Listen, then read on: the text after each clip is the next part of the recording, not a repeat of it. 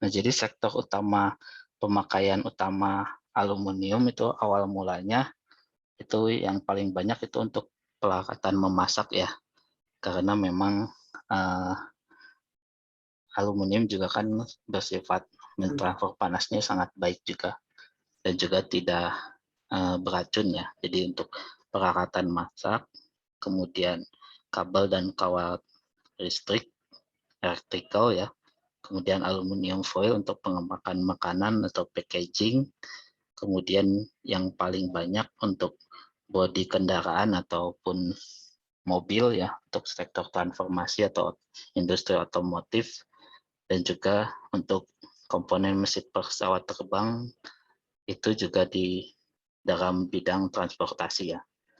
Dan juga ada konstruksi itu sebesar 20%. Ini pemakaian lainnya 25%, kemudian yang sekarang banyak digunakan itu untuk material konstruksi ya. Jadi awal mulanya konstruksi 20%, sekarang menjadi lebih banyak dibandingkan sektor otomotif ataupun transportasi. Jadi sebesar 33% karena eh, seperti yang kemarin sudah dibahas kan dia mempunyai sifat eh, spesifik strength, kekuatan spesifik yang lebih tinggi dibandingkan material konstruksi lainnya, terutama baja ataupun juga kayu di sini. Jadi lebih ringan dibandingkan baja. Ini ya untuk part-part tertentu dan juga memang uh, untuk konstruksi secara keseluruhan juga sudah ada juga yang menggunakan lebih banyak aluminium di situ. Sektor otomotif ataupun transportasi masih lebih banyak, masih tetap banyak ya. Kemudian yang ketiga adalah untuk sektor kabel atau kawat listrik ya, jadi untuk peralatan elektronik juga. Nah, ini adalah untuk sektor transportasi atau industri otomotif. Mengapa digunakan aluminium, paduan aluminium itu karena paduannya lebih ringan ya, sehingga nanti akan menghemat bahan bakar dan juga dia akan menghemat juga polusi yang akan dihasilkan nantinya. Lalu juga ketahanan korosinya tinggi dan juga lebih ringan ya, lebih ringan dibandingkan material yang baja yang lain. Ini contohnya untuk perbandingan dari bagaimana jika kita menggantikan current steel ini dengan aluminium ataupun logam-logam yang lainnya. Jadi jika kita menggantikannya dengan aluminium itu beratnya itu bisa berkurang sebesar 40%.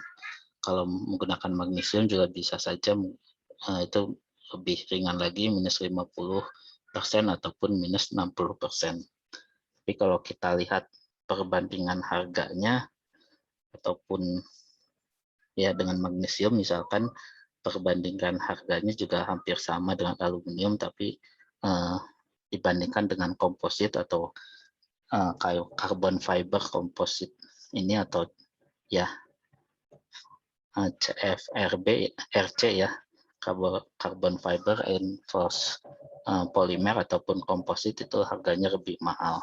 Nah, jika dibandingkan magnesium ya bisa juga, tapi dilihat kekuatan aluminium itu kan memiliki spesifik strength yang lebih tinggi juga. Nah, jadi pemakaian otomotif untuk industri otomotif juga semakin meningkat ya, terutama dari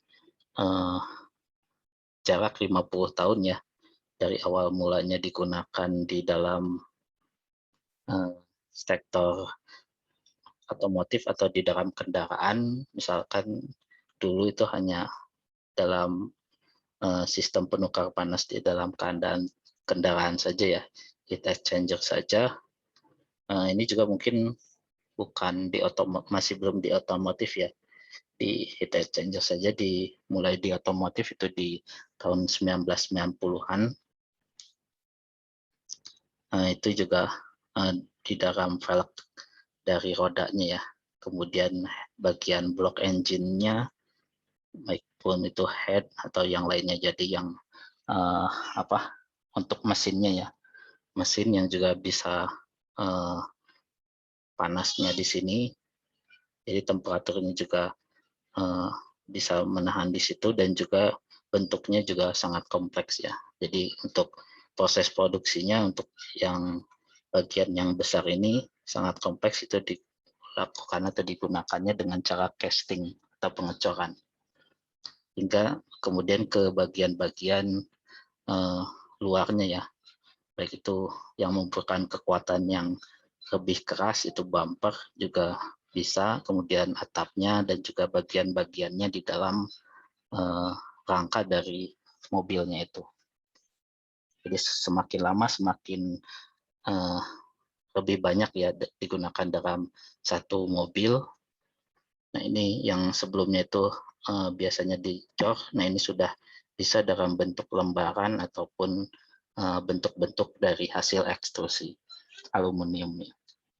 Sehingga kira-kira selama 50 tahun itu dari 100 hingga ke 500 ya, meningkatnya sebesar 5 kalinya digunakan di dalam satu buah kendaraan ya. Ini contoh saja, tiap kendaraan pastinya berbeda-beda ya.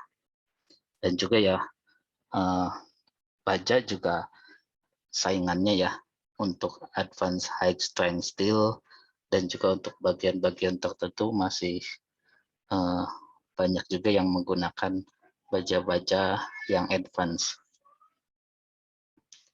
Nah ini contohnya, jadi tergantung dari jenis-jenis kendaraan, rata-ratanya sekitar di sini ya, 200 atau 300 kg aluminium di tiap satu kendaraan.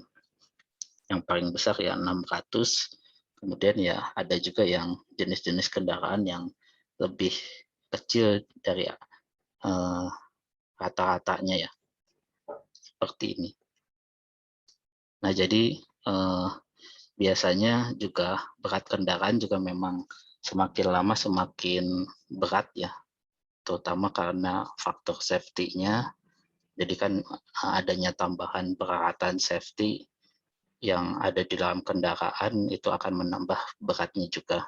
Dan juga biasanya berdasarkan penelitian memang jika kendaraannya itu berat, kejadian yang fatal yang menyebabkan kematian saat terjadi kecelakaan itu menjadi lebih rendah ya, jika kendaraannya itu lebih berat dibandingkan yang lebih ringan.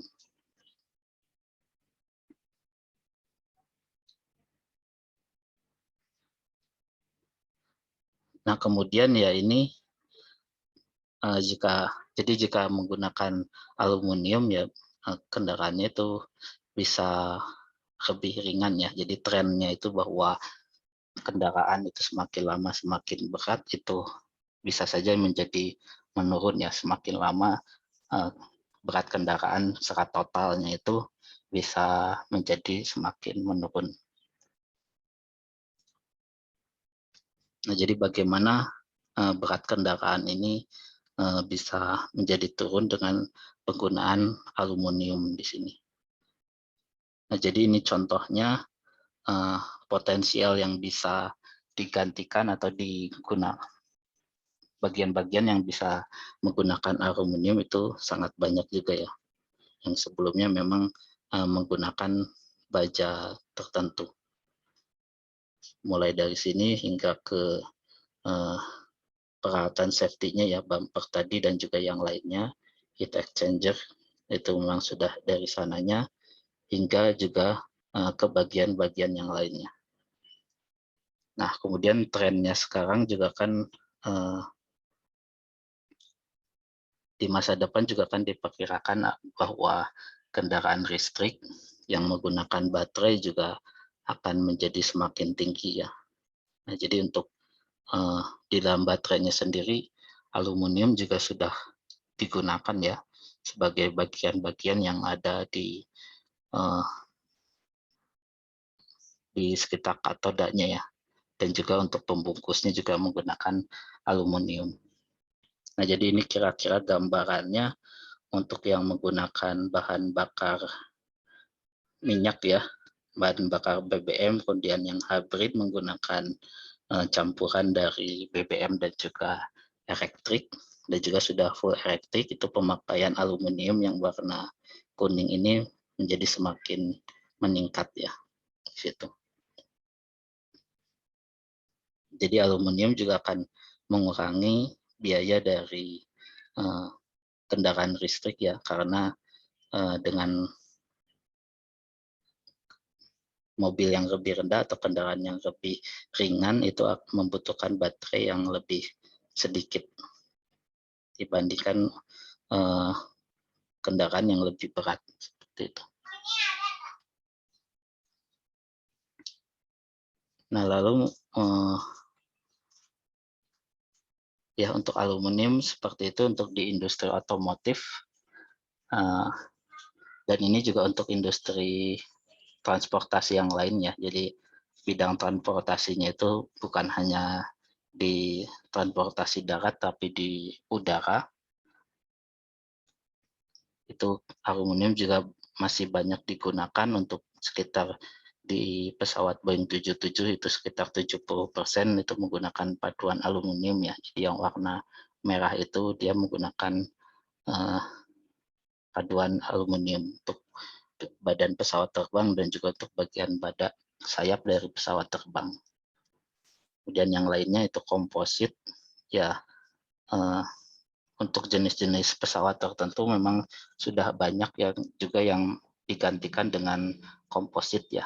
Tapi untuk logam kan untuk tingkat keamanannya mungkin ada beberapa perbedaan dibandingkan dengan sifat dari kompositnya itu sendiri. Kemudian titanium dan nikel alloy ya ada di bagian terutama mesin jetnya. Ini pertemuan nanti juga akan membahas mengenai titanium alloy ya.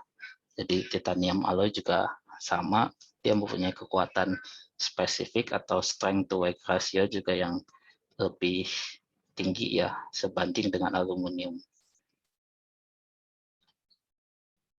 Nah ini contoh pemakaiannya ya. Jadi bentuk-bentuknya biasanya awalnya dalam bentuk lembaran, kemudian dia dibentuk atau dilakukan machining dan juga disambungnya dengan skrup ya, riveting seperti itu. Biasanya jenis paduannya aluminium paduan 2 ataupun 7 ya. Jadi ditambahkan CO untuk seri 2 dan 7, ditambahkan ZN dan juga MG.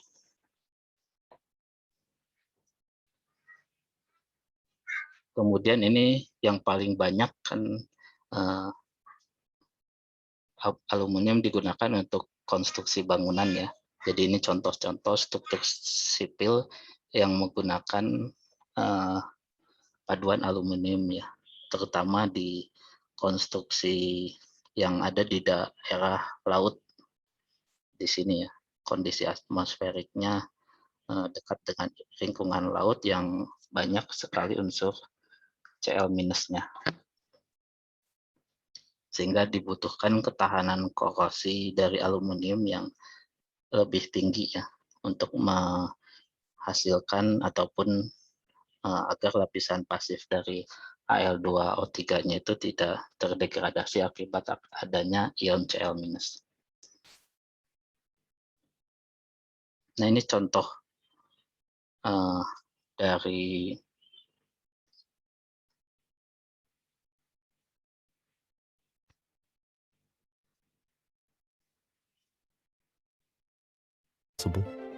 how our cities could grow, paduan aluminium ya.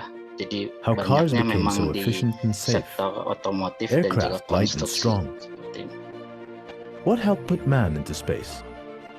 None of this would have been possible without aluminium, whose properties make it perfect for the thousands of products we use every day. Our aluminium has been used to construct landmark buildings from the Burj Khalifa in Dubai to the Esplanade in Singapore. It's used for airplanes and transportation systems around the world, from the Dubai Metro to the Shinkansen in Japan. Most major car manufacturers use parts made with our metal. Ya, jadi 3 sektor utama ya, industri otomotif, kemudian transportasi pesawat terbang, dan juga konstruksi itu yang paling utama aplikasi dari paduan aluminium, walaupun jenis-jenis yang lain juga sangat banyak ya untuk packaging, kemudian eee, elektronik juga, untuk kabel elektronik. Kemudian ini adalah klasifikasi dari paduan aluminium ya. Sebelumnya juga sudah sedikit dibahas mengenai komposisi kimia dari paduan aluminium. Jadi ini sudah dibahas ya. Intinya memang ada dibagi dua ya.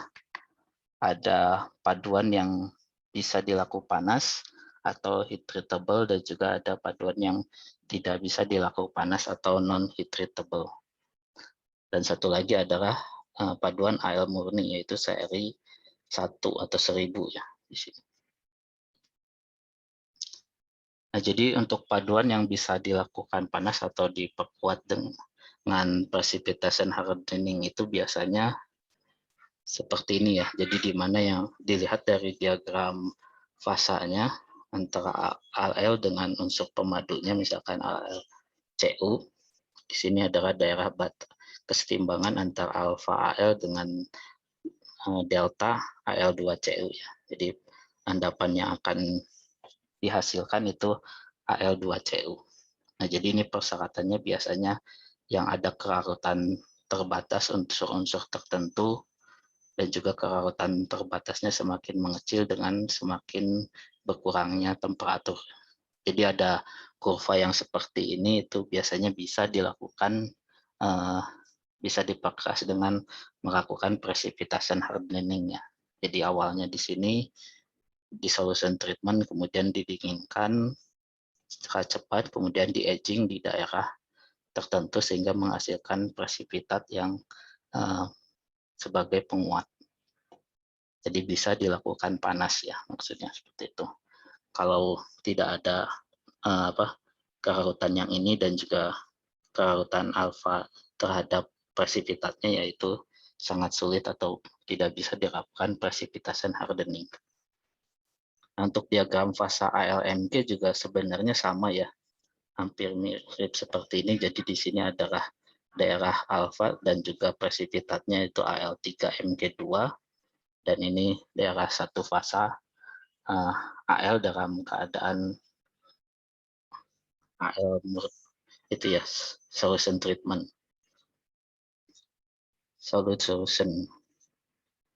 Nah, jadi secara teori itu magnesium mempunyai kerarutan yang tinggi, jadi dia akan selalu larut di dalam Al ya, dan juga mempunyai kemiringan garis Solfus. Jadi sebenarnya saat di daerah sini Al3Mg2 itu bisa terbentuk ya. Jadi sebenarnya secara teori memang bisa dilakukan panas, tapi secara praktisnya itu pengendapan atau pengintian dari endapan yang kayak Mg, Al3Mg2 itu sangat sulit terjadi. Jadi secara kinetika maupun termodinamikanya lebih mudah, tapi itu sangat sulit terjadi. Nah, tapi jika ada tambahan unsur-unsur lain seperti Cu, Si, ataupun Zn, pengintian dari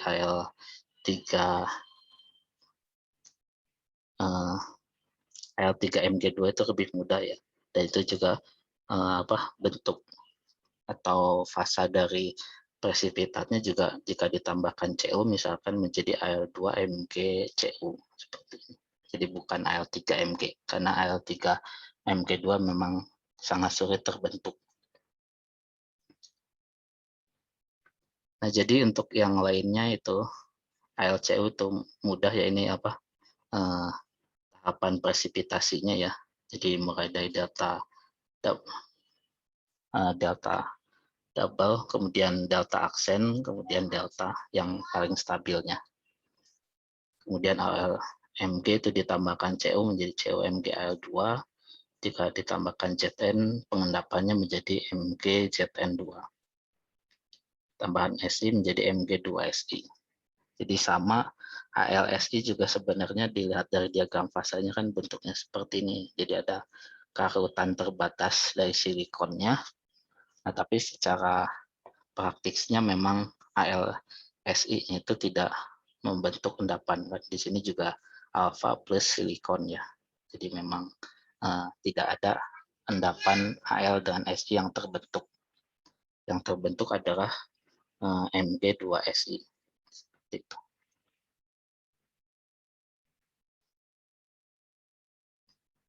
Ya, kemudian ini perbedaan penguatannya ya. Jadi untuk paduan aluminium itu jika kita melihat kekuatan ataupun kekerasannya ya terhadap waktu, itu saat saat awal solution treatment kemudian dia didinginkan dengan cepat, itu kan penguatannya sebenarnya dia masih larut ya. Misalkan Cu-nya masih larut di dalam matriks aluminiumnya sehingga dia penguatannya semakin sedikit ya, seperti ini. Ini untuk pengaruh dari solute solution strengthening. Jadi unsur pemadunya larut di dalam matriks Al-nya.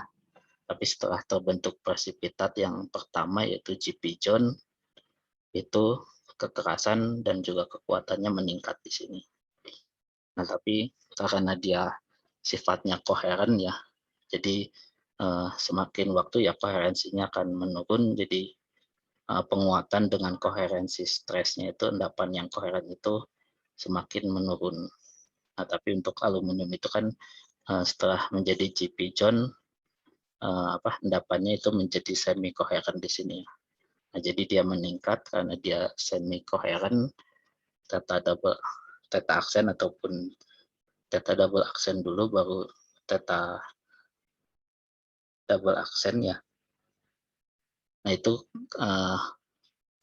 endapannya semakin meningkat ya. Jadi sehingga dislokasinya itu harus memotong dari dislokasinya itu. Karena dia incoherent kan ya. Nah, kemudian walaupun fase yang paling stabilnya itu adalah delta di sini, dan juga di endapan incoherent, tapi setelah mencapai kekuatan maksimumnya itu dia akan mengalami coarsening. Jadi terjadi pengkasaran, ukuran dari endapannya itu semakin lama semakin membesar ya. Nah, terutama jika dia memang terjadi over aging, jadi agingnya lebih lama dia akan turun.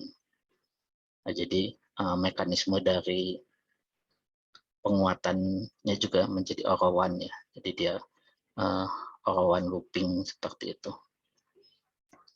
Nah, jadi itu ya, ini contohnya juga yang bawah ini paduan Waspaloy, kemudian IN100 itu paduan nikel ya, nikel base super alloy. Itu juga saat dibandingkan penguatannya satu persatu dari mulai precipitation, kemudian solution strengthening dan grain boundary strengthening, itu yang penguatan yang paling tinggi memang berasal dari precipitation hardening-nya.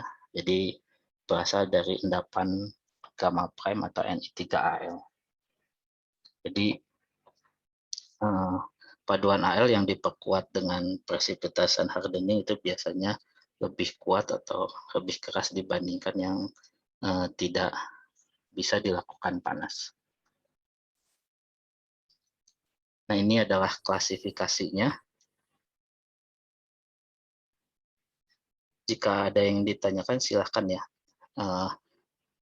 Biasanya dibagi dua dulu ya, berdasarkan jenis proses produksinya, yaitu dengan ditempa atau Wolff alloy ya. Jadi adanya proses rolling di situ, ada juga yang langsung berupa hasil cor ya, terutama hasil cor ini untuk bentuk-bentuk yang sangat kompleks ya. Kalau ini Wolff itu setelah di casting dalam bentuk slab atau billet, itu direduksi ukurannya menjadi bentuk-bentuk foil atau plat ya. Nah, platnya itu yang nanti dilakukan panas. Nah, itu yang Wolff-nya itu bisa ada dua, ada yang tidak bisa dilakukan panas, sehingga nanti penguatannya itu dengan cara work hardening ya. Jadi dengan saat dia di roll itu akan terjadi penguatan. Contohnya ALMG, ALMN, ALSI yaitu biasanya di dalam bentuk casting. Lalu ini dalam bentuk precipitation hardening, ALCU, ALCOMG, MGSI, ZNMG, dan ALZN MGCU. Nah, ini seri-serinya ya. Jadi aluminium murni seri 2, 3 mangan.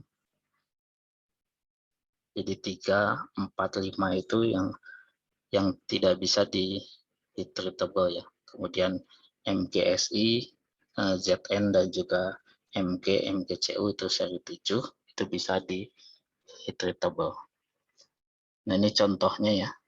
Biasanya bukan hanya ada ZN, kemudian misalkan seri 2 itu tidak hanya ada CU ya, tapi ada juga unsur-unsur yang lain, misalkan MG, MN, dan ZR. Nah, jadi serinya itu juga berdasarkan jenis-jenis paduan yang lainnya. 2 angka di belakang ininya nolnya. Aku seri 7 juga sama, itu bisa berdasarkan jumlah unsur lainnya maupun juga unsur dari pengotornya juga. Nah, jadi ini klasifikasinya dan juga biasanya jenis pemakaiannya ya. Jadi dibedakannya dengan yang seri 1 tadi ya, komersial Whirlpool, kemudian heat treatable dan juga non heat treatable. Ini paduan aluminium murni atau kira-kira 99% itu aluminium, itu ya yang paling tinggi ketahanan korosinya ya, karena dia lebih murni, kemudian sifat workability-nya tinggi, dan juga sifat konduktivitas termal dan juga konduktivitas elektriknya juga tinggi, sehingga untuk termal itu sering digunakan sebagai packaging, dan juga untuk konduktivitas elektrik juga digunakan untuk transmisi dari listrik ya. Di kabel-kabel listriknya itu menggunakan aluminium juga, yang membutuhkan ya konduktivitasnya yang tinggi. Kemudian yang lainnya adalah paduan yang bisa dilakukan panas ya. Ya, ini sudah dibahas ya, mulai dari solution treatment, kemudian quenching, lalu aging ya. Dan juga agingnya itu bisa di room temperature, natural aging, untuk lebih cepat lagi dengan melakukan artificial aging. Ini seri kedua, itu ditambahkan copper untuk mendapatkan penguatan dari endapan Al2CU tadi, yang sering digunakan untuk industri pesawat terbang, itu AL seri 2024. Kemudian seri 6 itu aluminium, silikon, dan magnesium ya. Itu biasanya digunakan untuk otomotif di sini, dan juga kombinasi silikon dan magnesium juga menghasilkan sifat ketahanan korosi yang lebih bagus ya, sehingga digunakan di sektor otomotif, dan juga formability-nya juga di sini ya, formability-nya juga tinggi ya, sehingga bisa mudah dibentuk dari awalnya plat untuk industri otomotif, nanti dibentuk berdasarkan bodi dari industri kendaraan itu. Lalu produksi dari hasil ekstrusi juga bisa ya, jadi aluminium profile untuk profile tertentu, untuk konstruksi itu juga menggunakan seri 6. Dan seri 7 ini ZN dan juga magnesium dan juga yang lainnya ya, untuk menghasilkan kekuatan yang lebih tinggi, yaitu bisa di heat treatable dan juga di komersial airline.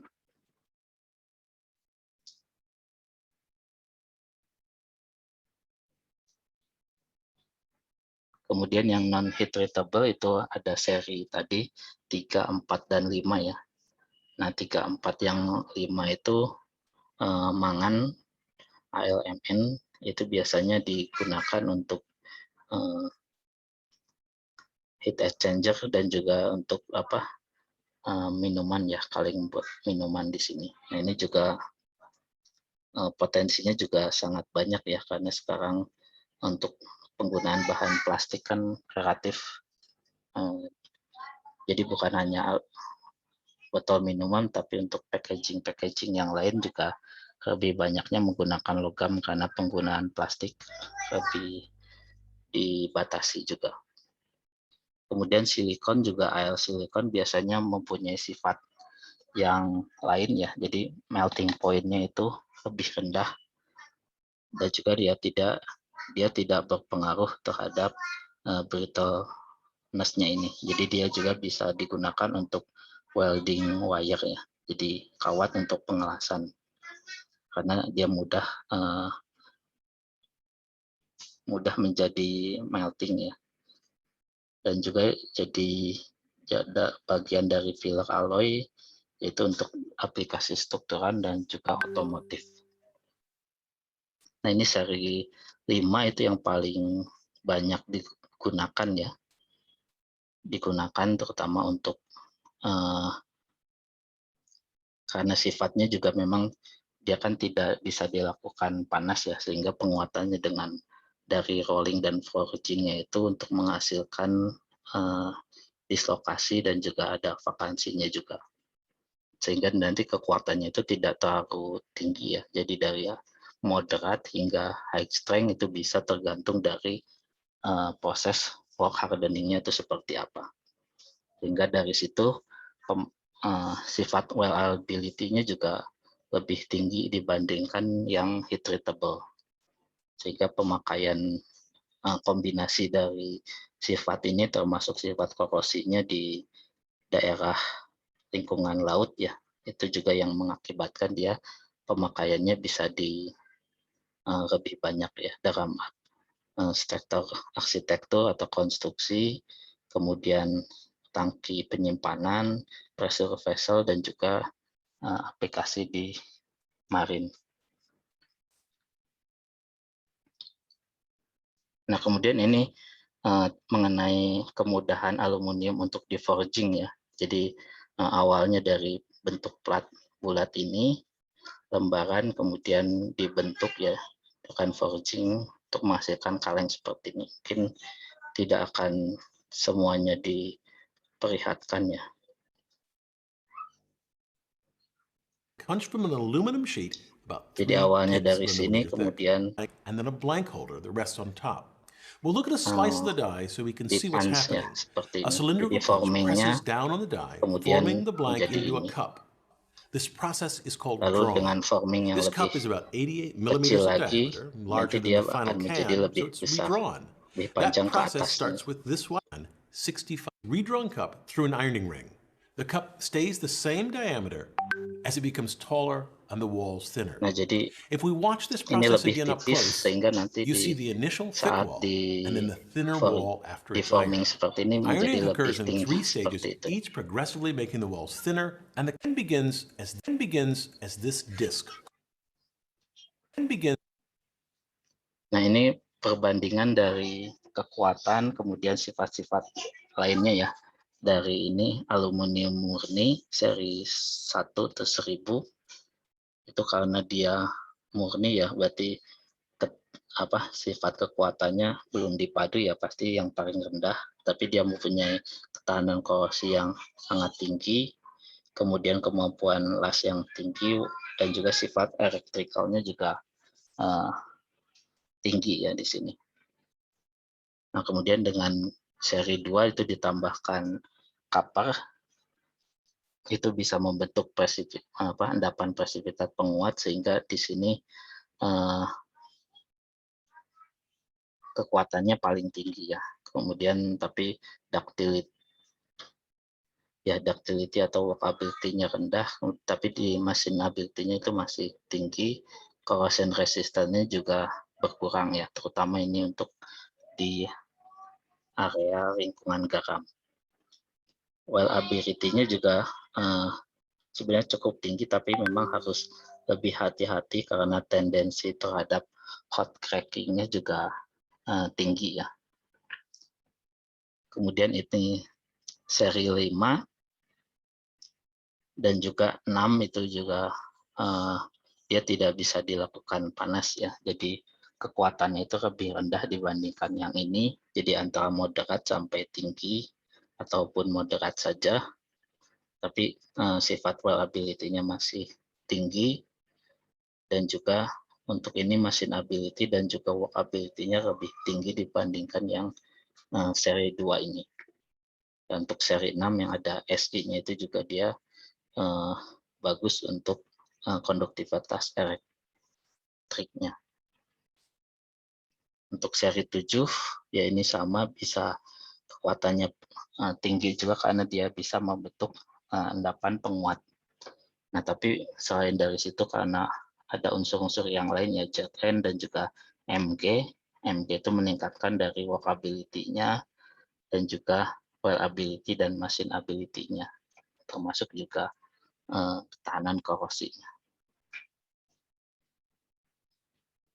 Nah, kemudian ketahanan korosinya juga bisa ditingkatkan dengan melalui proses anodisasi ya.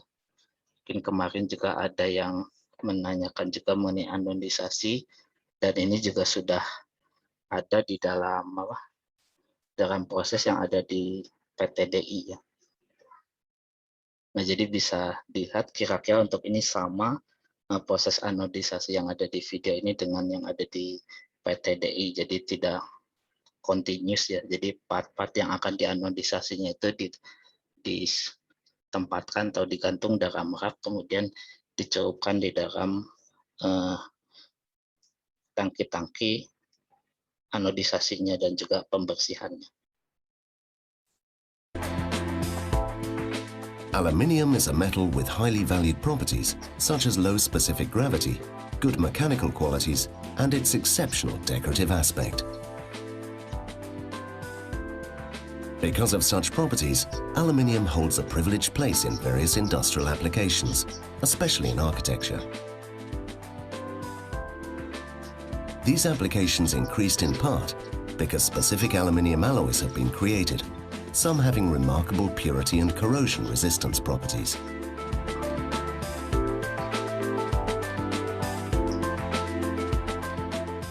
The road to obtain such impressive results with aluminium was long.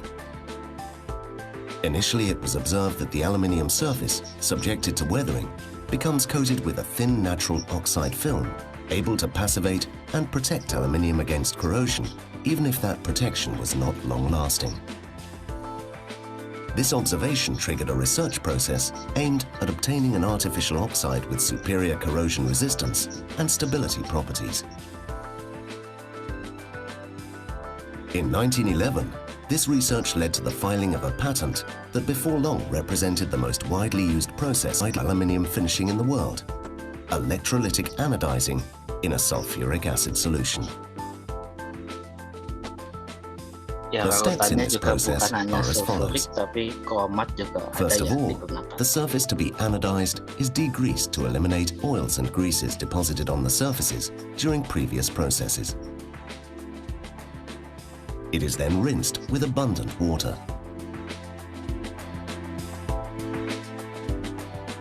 Nah, jadi sebelum ke After, rangkaian tangki an etching selanjutnya itu solution or biasanya chemical brightening is used to eliminate the dicelup natural juga oxide di and make the surface appearance larutan more air ya uniform. untuk mencucinya dari The sisa subsequent step is a rinse, tangki followed sebelumnya. by a neutralizing phase to eliminate the residues of the previous treatment solution.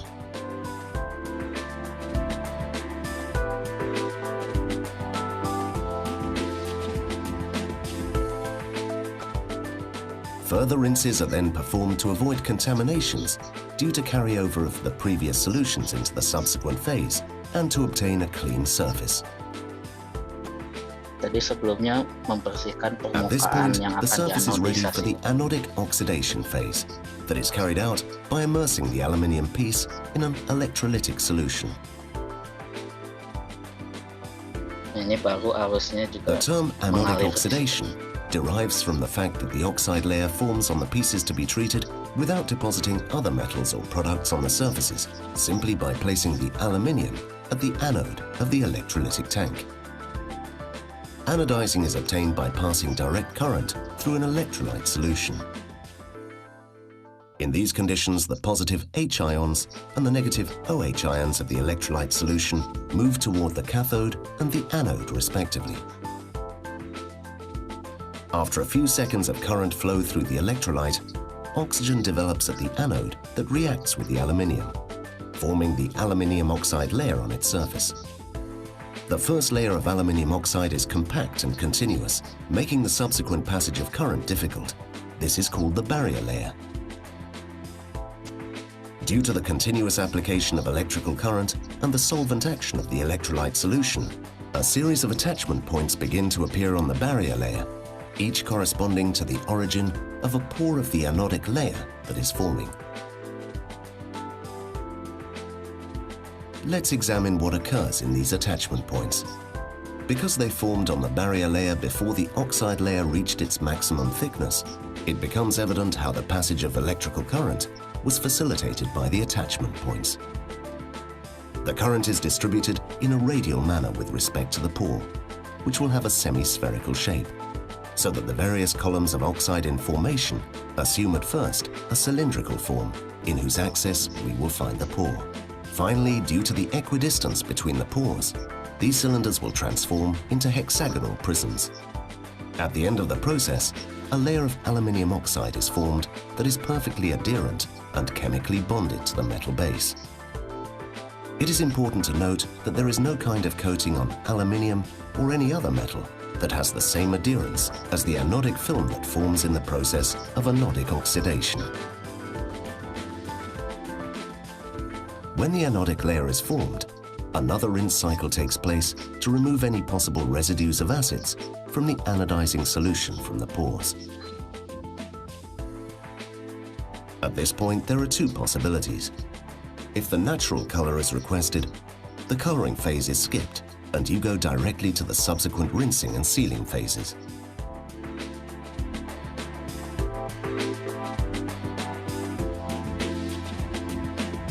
Nah, jadi saat sealing untuk mengisi pore If, on the itu other bisa hand, a coloring is sekaligus requested, you go to a pewarnaan. phase in which metallic salts or chemical compounds are deposited inside the pores of the anodic layer to produce various tonalities of light-resistant color.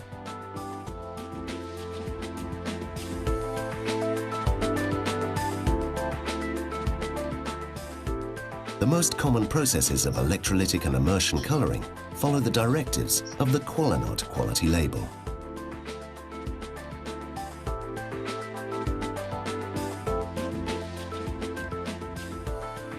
When the anodic layer is formed and the coloring process is complete, the pores must be sealed with a sealing treatment. First of all, a careful rinsing with water is essential.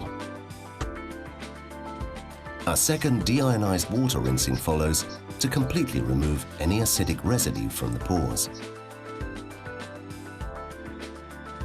Finally, the porous structure must be sealed. This is an extremely important step to obtain the highest levels of resistance to corrosion. Nah, jadi ini contohnya untuk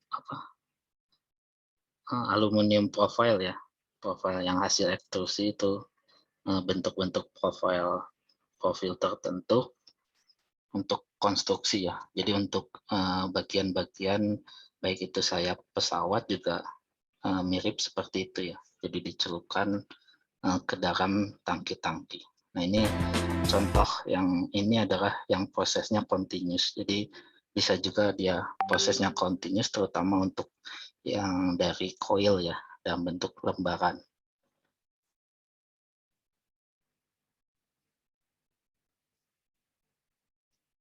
Oil anodizing process ensures that every square inch or millimeter of the material spends the exact same amount of time in the process. This provides a much more consistent surface finish, film thickness, color quality, and seal quality. The anodizing process consists of 5 steps, which offer opportunities to customize the anodic thickness, brightness, and color, ensuring that the finished aluminum meets the requirements of the end user's applications. The first step in the anodizing process is pretreatment, where the aluminum is cleaned to remove mill oils. Step 2, depending on preference, the anodizer can treat the surface for a satin, matte, or bright look. Step 3 in the process is where the anodic layer is grown. The more time the metal spends in the anodizing tank, the thicker the anodic layer will be. Step 4 is where the color comes in. Dyes are added directly to the unsealed aluminum pores. Alternatively, you can add metal salts to achieve a more durable, fade-resistant metal finish. Step 5 in the anodizing process is when the aluminum is sealed and rinsed, completing the anodizing process. From here, the finished anodized aluminum is shipped to clients who manufacture parts or panels, providing products for a multitude of markets and industries. Ya, nah, itu untuk proses anodisasinya ya. Ini untuk proses heat treatment-nya, jadi ada beberapa tanda ya. F itu asalnya dari as fabricated, jadi dari produsennya ya. Jadi itu bisa juga hasil dari annealing ataupun hasil yang lain-lainnya ya, untuk mendapatkan ukuran tertentu, yaitu ya pasti kekuatannya juga bermacam-macam ya. Kemudian jika dia awalnya sudah di annealing dulu, ya ada juga tandanya O. Kemudian W itu saat dia sudah di solution treatment. Kemudian agingnya dia di room temperatur ya.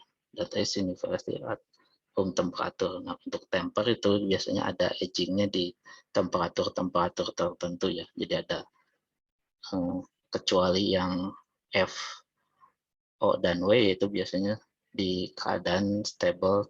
Ini temper tuh maksudnya agingnya ya. Tapi ya kadang disebutnya proses tempering seperti yang ada di baja. Jadi T1, T2, T3 yaitu tergantung dari notasi huruf di sininya. Itu ada bermacam-macam seperti ini. Jadi ada yang dia artifisial, jadi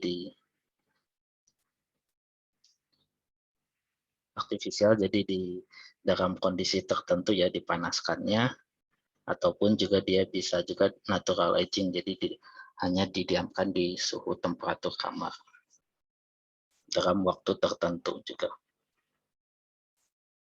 Nah, jadi biasanya kalau untuk di pesawat ya ini yang di material awal bahan bakunya memang sudah ada notasinya, misalkan AL2024 itu seri 2, 24-nya itu komposisi yang lainnya ada kondisinya T3, itu misalkan dia sudah di solution treatment, kemudian ada cold working-nya juga di situ, dan untuk aging-nya itu dia natural, ataupun bisa ke temperatur yang stabil ya, jadi natural ke artificial juga bisa.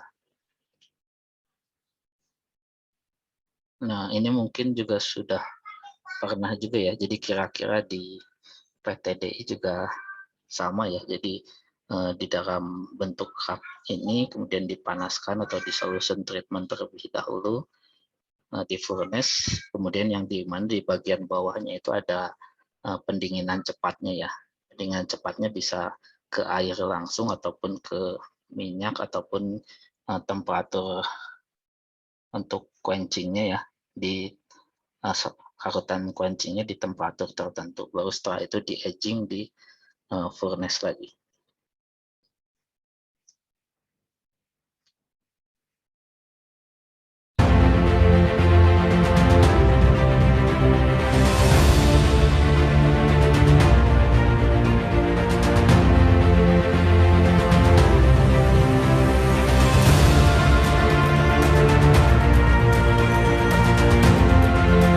Furnace-nya setelah selesai baru dicelupkan ke bagian bawahnya.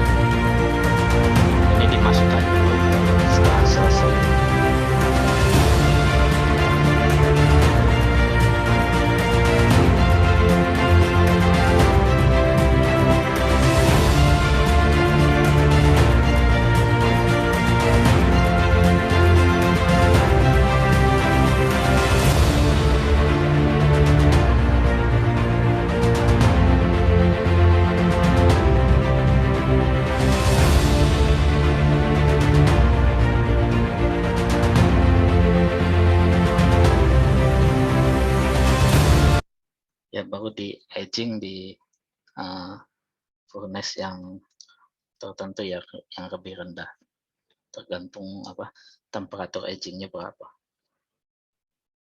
Kemudian selanjutnya kita akan membahas mengenai proses produksi ya.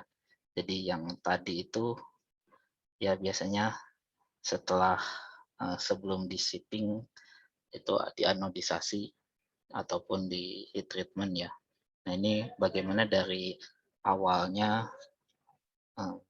proses produksi dari paduan aluminiumnya. Nah ini supply chain-nya, jadi dari awalnya dan juga proses produksinya ya. Jadi biasanya disebutnya ini nanti akan lebih jelas. Jadi pertambangannya dari biji bauksitnya, kemudian melalui banyak proses itu menghasilkan alumina ya. Lalu untuk menghasilkan logam aluminium ya harus dilakukan alloying atau ini di proses reduksi dulu ya, smelting di hal proses. Kemudian ya dari situ molten aluminium ya. Nah, molten aluminium baru di sini alloyingnya itu ditambahkan secondary melting ataupun apa ya. Ya sebenarnya di sini juga untuk aluminium murni juga sudah bisa dalam bentuk ingot ya. Nanti baru di pabrik selanjutnya atau di casting selanjutnya itu di remelting dan juga ditambahkan paduan aluminium ya, alloying, unsur-unsur pemadunya ditambahkan di situ.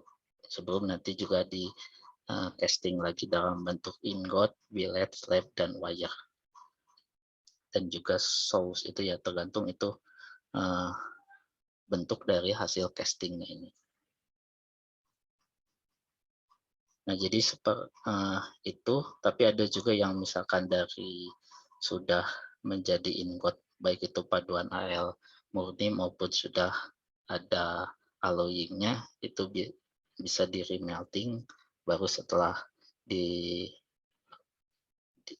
dilakukan casting ya, jadi ini produknya langsung dicor seperti itu. Nah itu menghasilkan produk dari casting ataupun dari setelah di remelting dalam bentuk molten aluminium itu dilakukan atomisasi sehingga menjadi bentuknya serbuk ya.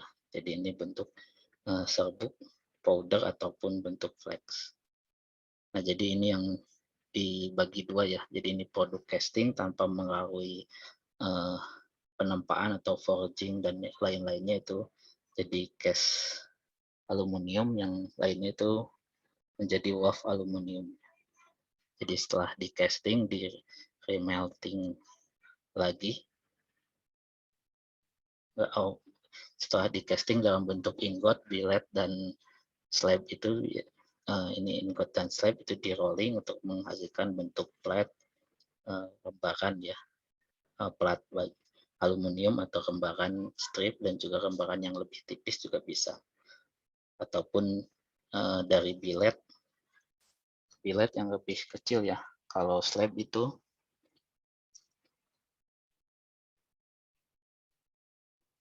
ini slab yang lebih besar.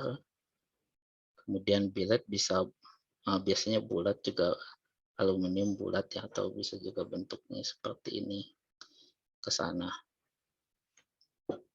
Kalau ingot ya kadang bentuknya seperti ini ya, ingot aluminium atau memanjang ke sana. Nah, jadi untuk billet itu diekstrusi untuk menghasilkan profil-profil aluminium tertentu ya. Kalau baja kan profilnya itu bentuk I seperti ini, tapi untuk aluminium dia bisa bentuknya berbeda-beda ya. Tadi sempat ada gambarnya. Jadi dengan proses ekstrusi atau di drawing, ditarik menghasilkan wire ataupun di forging untuk menghasilkan bentuk-bentuk ya, dipukul, ditekan, dipukul-pukul ya, menghasilkan forging. Nah kemudian itu akan menghasilkan produk WAF aluminium ya, di mana di sini nanti langsung digunakannya ke konstruksi atau ke manufacturing. Nah, yang lainnya ya ini scrap-scrapnya juga bisa dari beberapa proses juga banyak ya dihasilkan, nanti di recovery lagi, kemudian ini bisa dimasukkan lagi ke secondary melting jika memang prosesnya hampir semuanya ada di dalam satu kesatuan pabriknya itu ya. Nah, jadi mulai dari hard hero ya, biasanya untuk rancangan paduan logam ya, biasanya dari mulai ingot di sini. Jadi ingotnya itu di remelting, baru kemudian ditambahkan unsur-unsur paduan yang lainnya ya, dalam bentuk murninya ataupun juga sudah bentuk campurannya. Ya ini adalah contohnya, ada juga contoh yang lainnya. Ini juga sama ya, dari mulai electrolytic cell-nya, reduksinya di proses Hall Heroult, kemudian ini adalah molten aluminiumnya ya, yang dihasilkan ini bisa langsung di casting ya, atau saat dia molten aluminium itu juga dipanaskan lagi untuk dicampurkan dengan unsur-unsur pemadu. Ini baru di casting dalam bentuk tadi slab, extrusion ingot itu untuk billet ya, atau bentuknya T di sini atau bentuk batang di sini. Slab itu biasanya menghasilkan bentuk sheet, lembaran, coil atau plat juga bisa. Ini bentuk ekstrusi aluminium dengan bisa aluminium profile atau yang lainnya. Ini remelt ingot ya, ini sudah bisa dijual untuk industri yang memang dari sini nanti bisa di-remelt lagi baru untuk membentuk produk yang casting ya, yang bentuk-bentuknya kompleks. Ini bentuk wire juga ada. Jadi dalam satu flow sheet smelter aluminium ya, baik itu aluminium murni juga bisa juga variasi produknya, bentuknya bisa langsung ke dalam rembaran, ekstrusi atau wire. Nah, ini pohon industri dari bauksit ya yang ada di Indonesia saat ini. Ada yang industrinya sudah ada, di industrinya belum ada, smelternya sudah ada, ingot ada, ya beberapa bagian yang memang masih belum ada ya. Lalu di sini ada juga neraca ekspor impornya ya. Jadi ini adalah ekspor dalam US dollar, ini impornya. Dan beberapa memang masih banyak impornya, terutama di sektor hilir ya. Aluminium scrap juga masih tinggi nilai impornya, aluminium plate, kemudian sheet, dan juga aluminium foil ya. Jadi dari plate kemudian lembaran, ini lembaran yang lebih tipis lagi, juga masih banyak impor. Nah ini kalau dilihat dari apa yang ada di BPS ya, ini adalah kodenya untuk produk aluminium. Memang di sini aluminium itu tidak terlihat apa jenis-jenis aluminiumnya ya. Jadi yang hanya terlihat hanya bentuk-bentuknya, kita masih belum jelas jenis paduan aluminiumnya itu apa. Nah, jadi ini bentuknya itu dalam bentuk ingot, kira-kira berapa besar impor yang masuk ke Indonesia. Yang paling tinggi ya tadi ya, ingotnya ini jadi lebih rendah ya di tahun 2020 karena memang sudah proses untuk menghasilkan ingot sudah lebih banyak di Indonesia. Kemudian aluminium foil, tapi untuk di hilirnya aluminium foil, plate dan juga scrap itu masih tinggi nilai impornya. Kemudian ini kira-kira kebutuhan domestik dari di tahun 2020 ya, kira-kira aluminium itu 1 juta ton, tapi yang sudah diproduksi di dalam negeri itu hanya 250.000 ton aluminium. Jadi harus ada impor sebesar ya kira-kira sebesar ini ya. Ini yang harus dikurangi impor dari aluminiumnya ini berdasarkan data yang ada di PPS ini. Nah, memang tidak terlihat ya di sini jenis paduan aluminiumnya seri berapanya. Yang terlihat hanya bentuk produknya. Dari kode barang di sini juga HS code-nya juga memang seperti itu. Nah, ini kemudian juga kira-kira demand dari aluminiumnya itu untuk packaging ya, packaging atau foil dan can dan yang lainnya, yang aluminium foil itu akan tinggi kebutuhannya ya di Indonesia, terutama karena meningkat seiring penggunaan plastik yang dikurangi, khususnya produk minuman kemasan. Kemudian kabel aluminium juga akan dibutuhkan untuk transmisi karena adanya tren teknologi yang menghasilkan karbon lebih rendah, dan juga transisinya ke energi baru terbarukan itu juga membutuhkan logam aluminium ya, terutama untuk solar panel. Dan ini untuk industri konstruksi juga akan meningkat ya kebutuhan aluminium, karena memang aluminium lebih ringan dan juga produknya adalah aluminium dari hasil ekstrusi di sini. Kemudian flat product atau lembaran juga akan meningkat karena flat product ini digunakannya untuk industri otomotif. Ini hanya gambaran saja ya.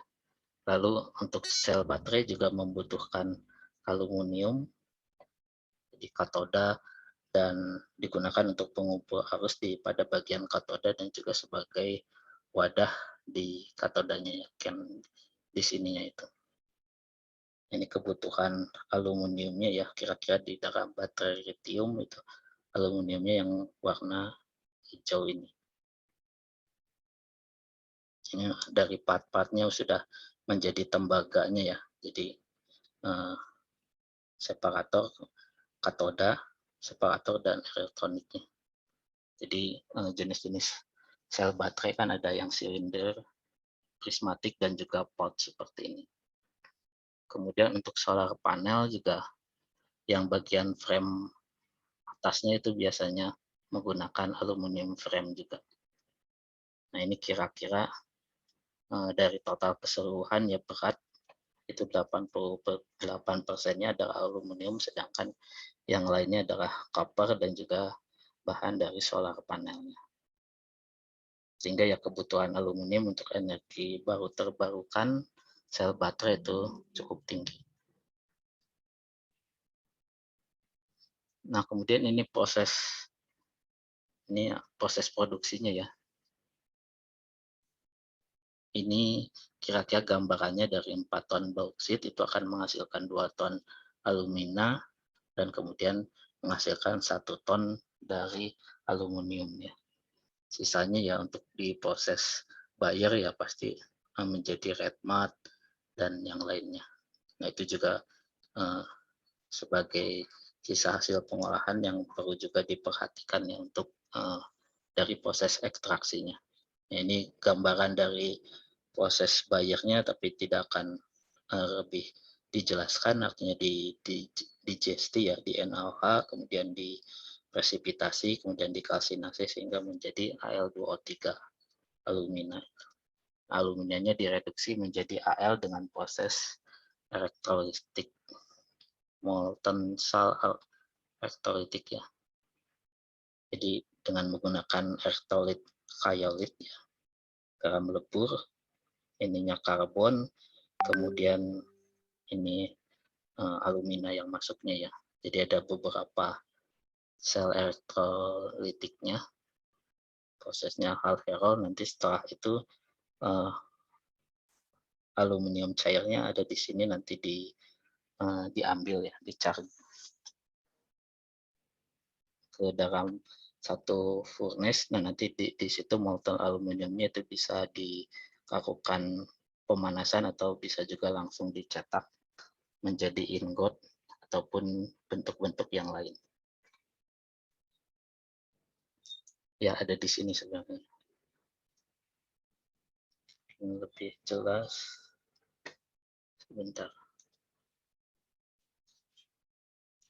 Nah, jadi di molten aluminium di dalam crucible ini ya, jadi mengambil aluminium cairnya, kemudian biasanya bisa juga ke tempat pengecorannya atau juga jika memang satu sistem ya antara proses reduksinya dengan juga elektrolitik reduksinya dengan cast house-nya itu di satu pabrik.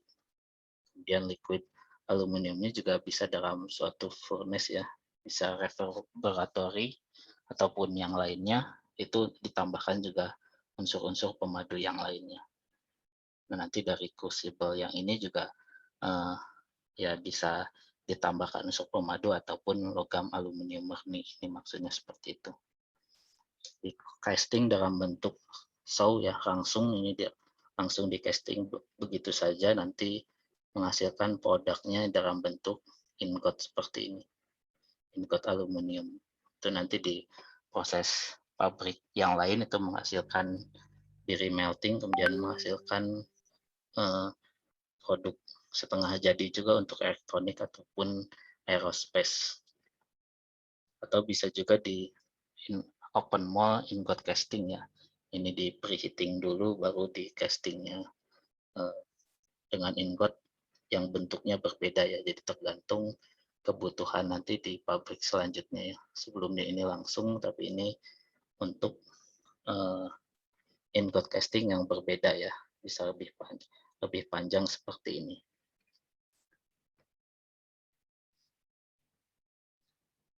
Kemudian juga ini bentuk slab ya, sheet ataupun slab.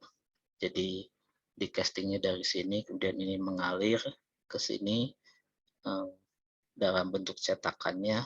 Nanti ada videonya juga ya. Kemudian ini ditarik ke bawah sehingga nanti bentuknya slab memanjang ke bagian belakang di sini ya. Jadi ada beberapa slab yang lebih besar ukurannya. Jadi ini bentuknya. Nanti bisa juga langsung di rolling di situ, tapi bisa juga di pabrik yang lain. Jadi dijualnya dalam bentuk slab aluminium seperti ini. Itu lembaran itu ya bisanya nanti untuk bodi kendaraan ya, untuk industri otomotif ataupun untuk yang lembaran yang lebih tipis lagi jadi foil ya untuk packaging. Kemudian dalam bentuk billet. Ya, ini sebenarnya untuk heat treatment itu bisa juga saat di casting bentuk billet itu di heat treatment, tapi bisa juga langsung ya dalam bentuk billet seperti ini. Jadi ini bukan berarti ada heat treatment di situ terlebih dahulu, tapi ini tergantung di proses pabrik. Itu kan bisa berbeda-beda. Nah, mungkin ini gambarannya ya. Tadi penjelasan singkatnya, ini ada videonya.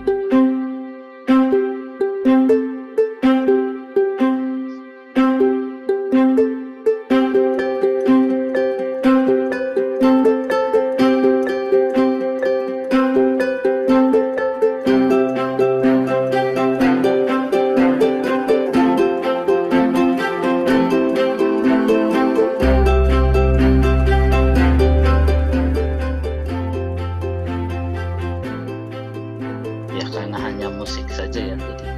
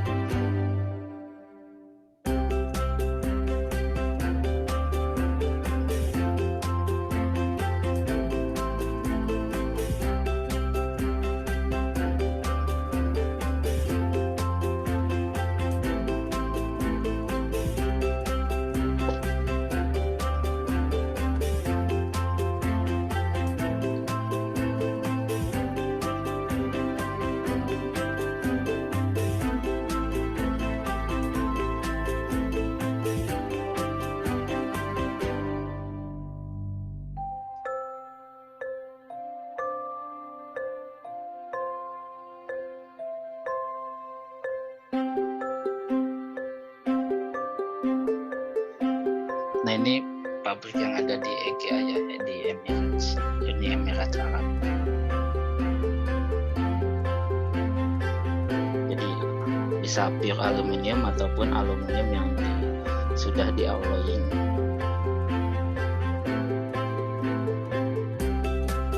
Untuk yang di-alloying ya di liquid itu nanti dipanaskan lagi lalu dicampur dengan unsur-unsur pemadu tadi.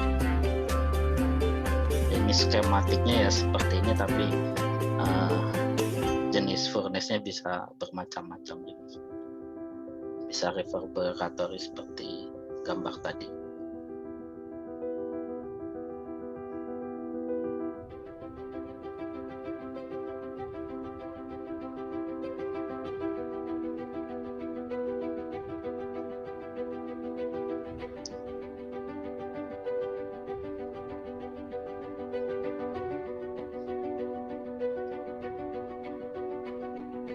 Jadi ini untuk proses pengecoran ya, setelah di situ ingotnya nanti di remelting, dan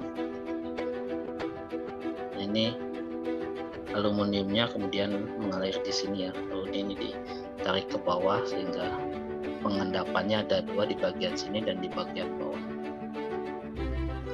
Solidifikasinya ya, bukan pengendapan.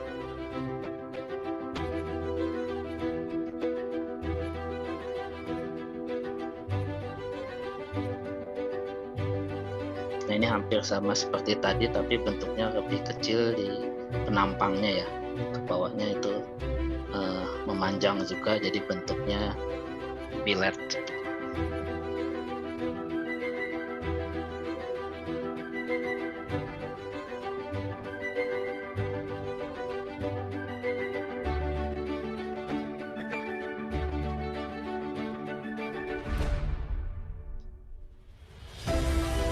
Jadi billetnya ya bisa juga langsung di heat treatment, dari tergantung dengan kebutuhannya.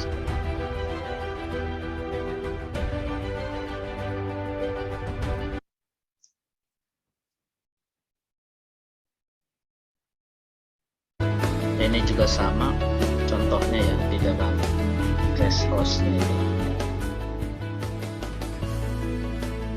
Jadi aluminium yang molten tadi dari proses Hall Heroult ya, ini masuknya ke sini ya. Castingnya jadi sebenarnya sama, ini langsung di casting.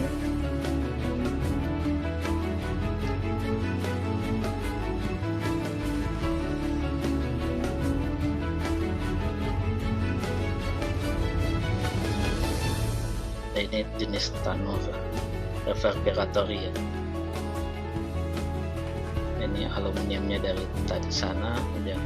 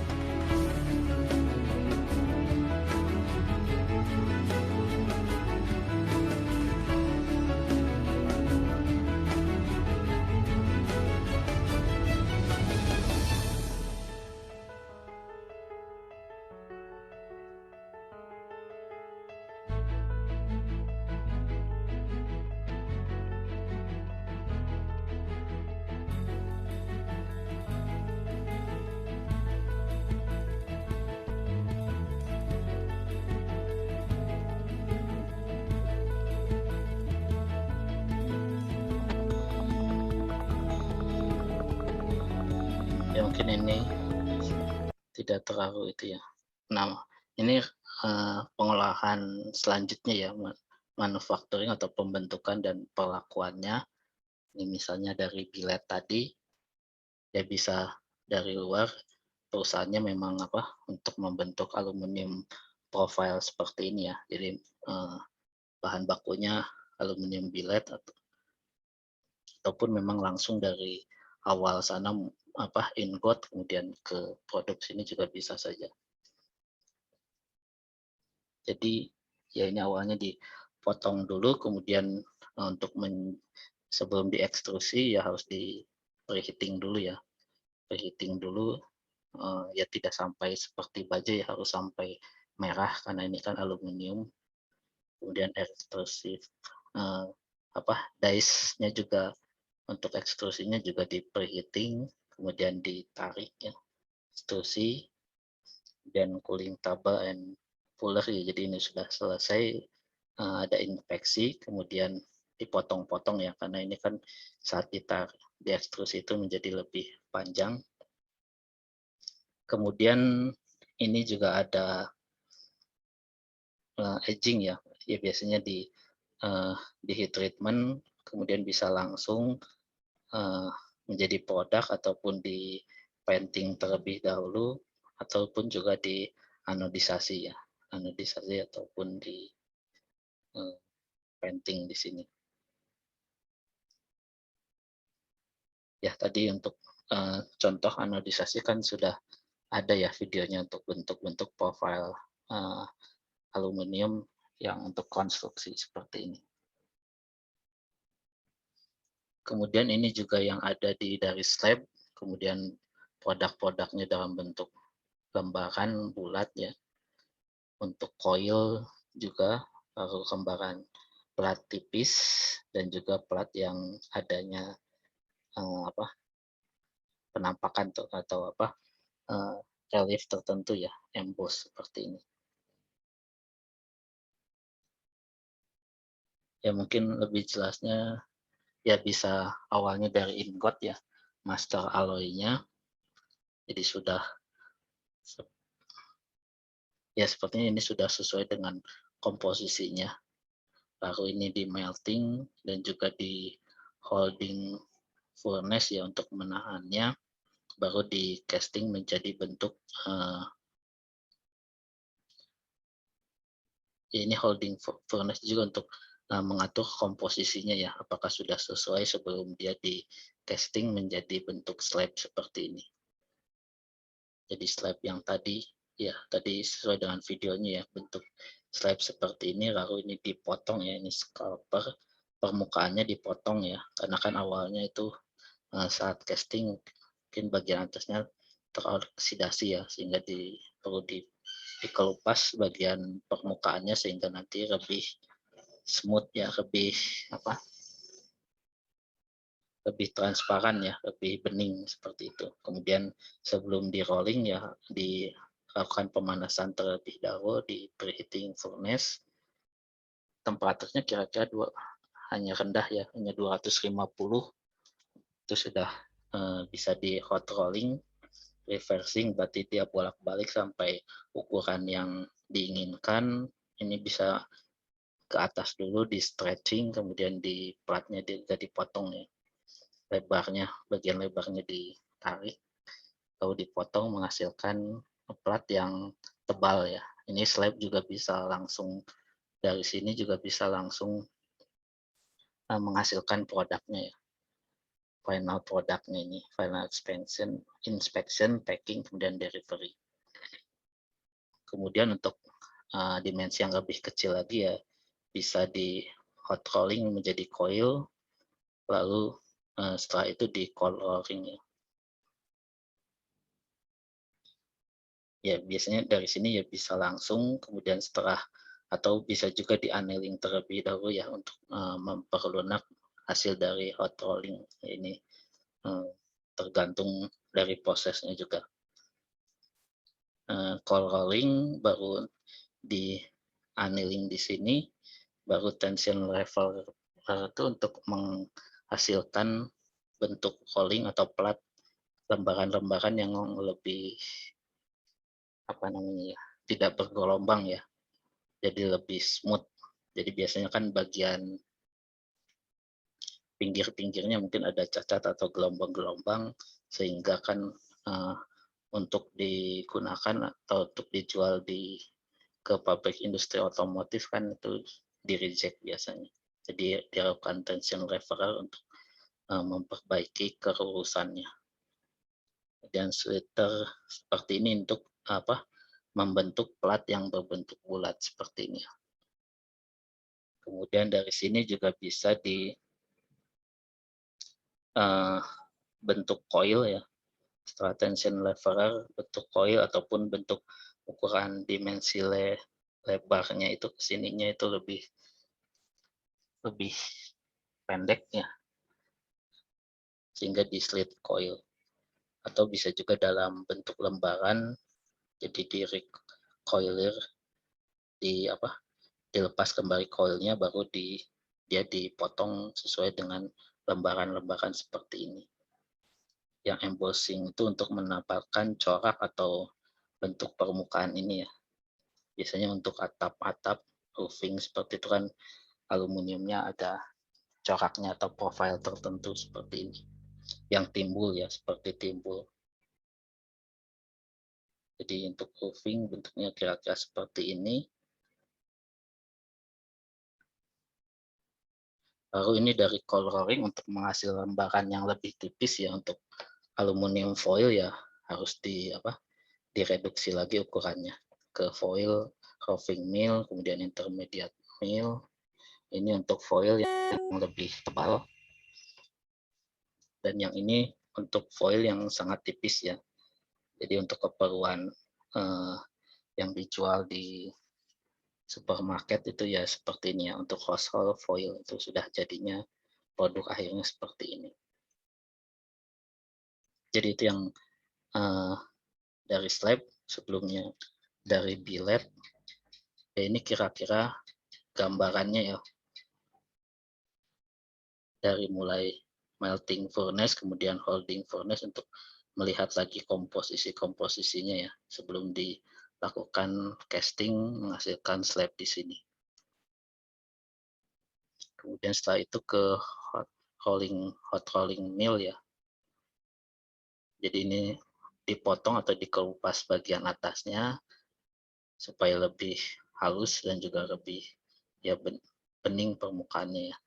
Dan juga ini di preheating atau juga ya kadang disebutnya homogenisasi ya, untuk menghasilkan stres yang dihasilkan dari proses casting di sini juga bisa, atau hanya sebagai preheating sebelum di rolling juga sebenarnya sama saja. Dan ini hot rolling mill.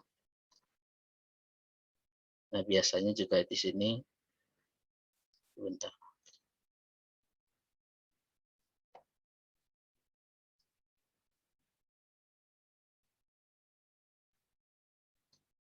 Ya, ini cold rolling mill. Ya, biasanya setelah dari hot rolling mill, sebelum di cold rolling, di annealing terlebih dahulu ya. Hasil dari ini kan mungkin lebih keras sehingga harus dilunakan terlebih dahulu melalui proses annealing. Ini coloring, kemudian yang ini adalah tension levelernya ya. Tadi untuk dari lembaran-lembarannya itu lebih halus ya, tidak bergelombang, lebih lurus. Jadi ini nanti di bagian pinggirnya diratakan kembali ya, seperti mungkin seperti mensetrika ya. Jadi bagian-bagian yang bergelombang diratakan kembali. Harus sliter itu untuk membagi yang menjadi dua, juga dipotong menjadi seperti ini. Ya, ini kira-kira gambarannya ya. Once an ingot is cast, it is taken to the rolling department to be scalped. Here, the ingot's top and bottom is shaved, removing surface imperfections and impurities, and giving it a mirror-like surface. The ingot is then preheated to make it pliable for rolling and establish its metallurgical properties. This is done in one of Warwick Operations' 2 new pusher furnaces or in a box furnace. The rolling process begins at the reversing mill, which reduces the thickness of the 40,000-pound ingot by passing it back and forth between large rollers powered by 2 7,000-horsepower motors. Ya, kalau hot rolling This baja first itu stage of hot warnanya rolling, menjadi merah done when ya, the tapi ingot di is sini about 900 hanya degrees Fahrenheit, reduces its temperatur thickness from 21 inches lebih to rendah ya, 1.5 inches 250. and lengthens it from 30 feet to 400 feet long. Hot rolling continues after the flying shear cuts the head and tail off the aluminum slab when the 6-stand continuous mill further flattens the metal to 1/8 of an inch thick.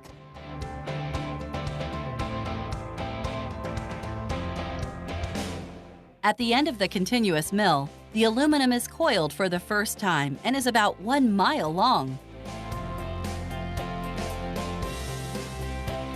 The next step is cold rolling. After cooling off to 200 to 300 degrees Fahrenheit, the metal goes into one of Warwick's 2 cold mills, where it is reduced to its final gauge of thickness.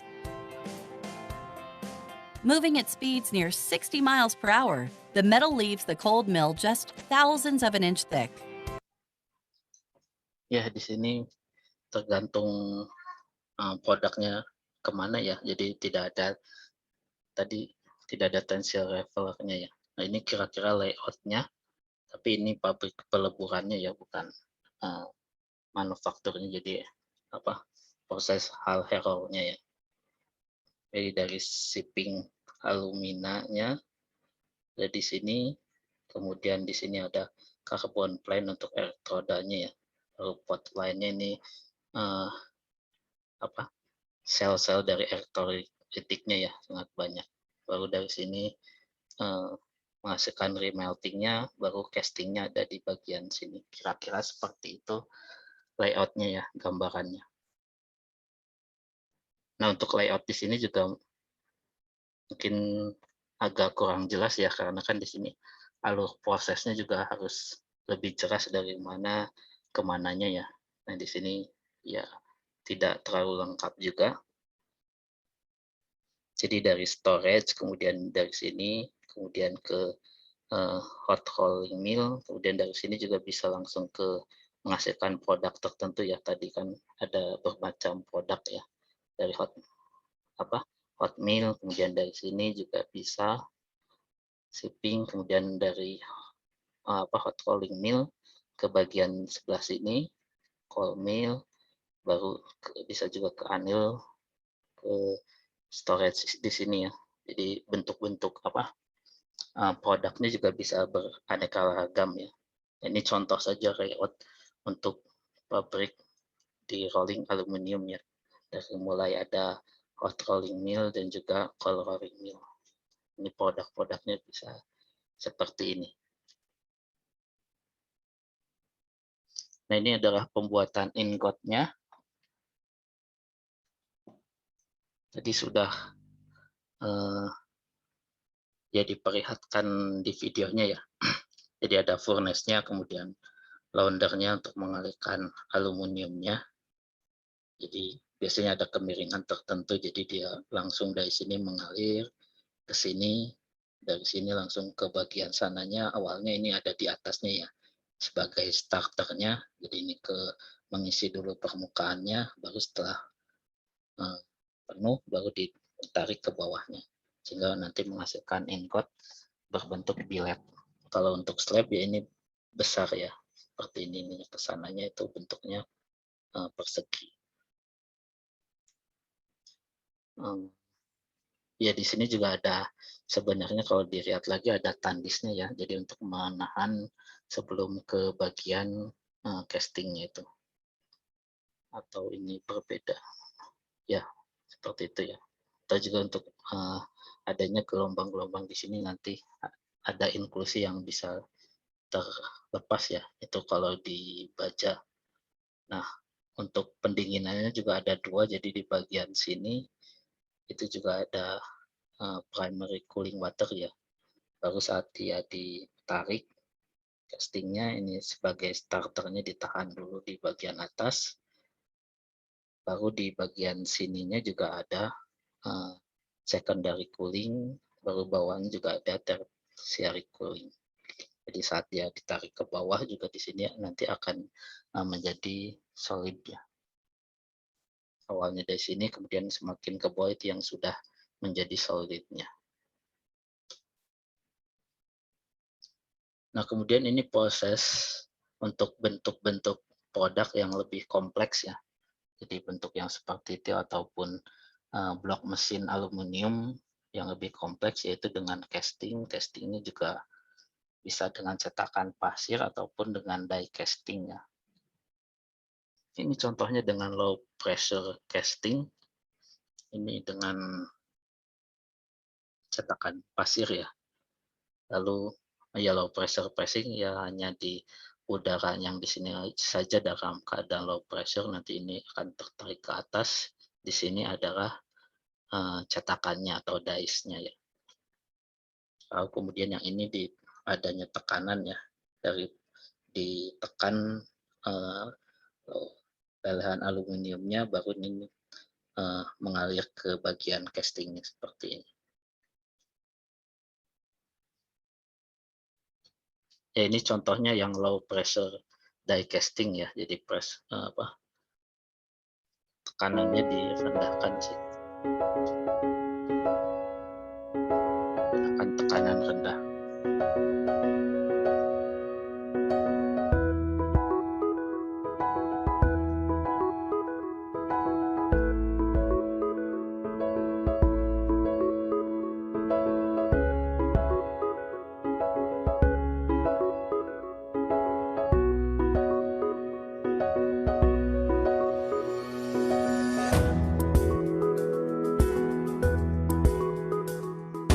Hasil dari produk castingnya seperti ini. Ya, ini juga ya sebenarnya sederhana saja ya, hanya dialirkan dengan tekanannya didorong dari alat plunger-nya ini.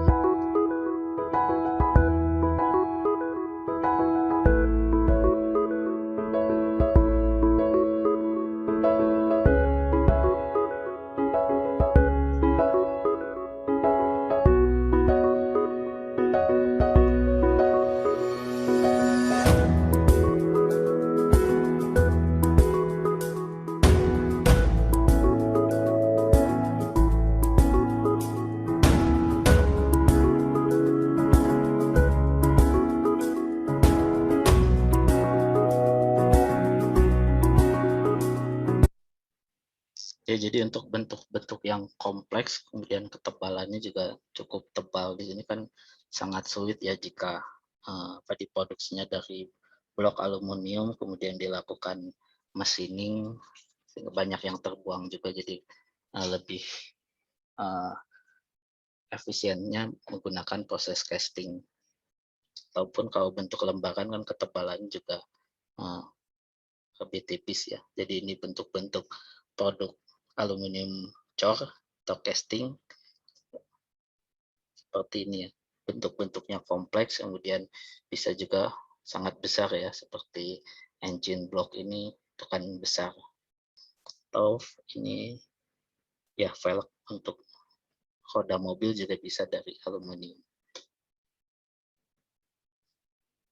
Kemudian ya selain dari casting tadi ya, sand casting atau die casting atau yang lainnya juga bisa menggunakan dari additive manufacturing ya. Jadi dari ingot aluminium misalkan di remelting harus ada proses atomisasi terlebih dahulu ya untuk menghasilkan aluminium powder. Nah, baru saat aluminium powdernya itu untuk dibentuk atau di manufacturingnya dengan additive manufacturing atau 3D printing. Nah, 3D printing sendiri banyak jenisnya ya. Ini contohnya adalah SLM, Selective Laser Melting. Jadi powdernya di dalam satu lapisan, baru nanti ditembakkan lasernya, laser meltingnya. Jadi yang ditembakkan laser itu dia akan menjadi melting, kemudian nanti memadat ya sesuai dengan bentuk di satu layernya itu. Kemudian setelah itu dilapisi lagi.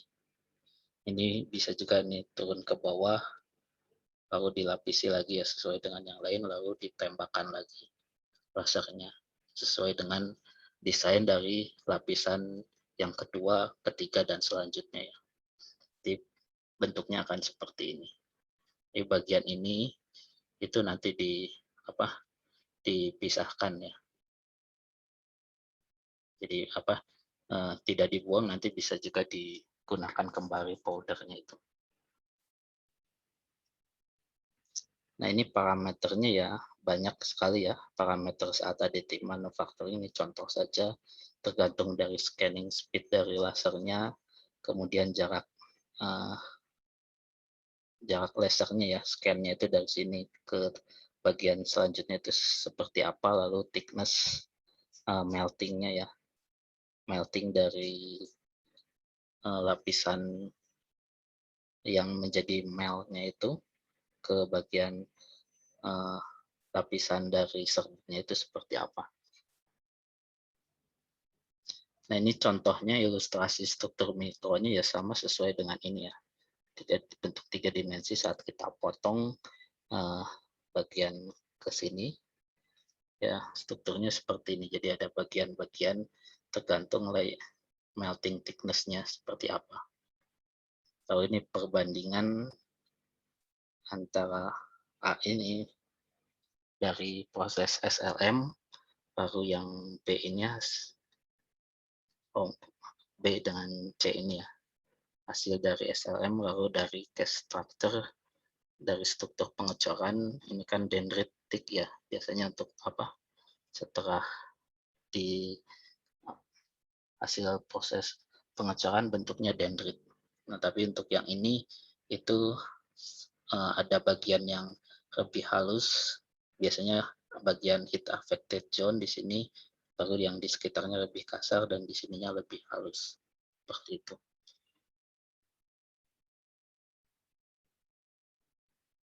Ya mungkin kira-kira saya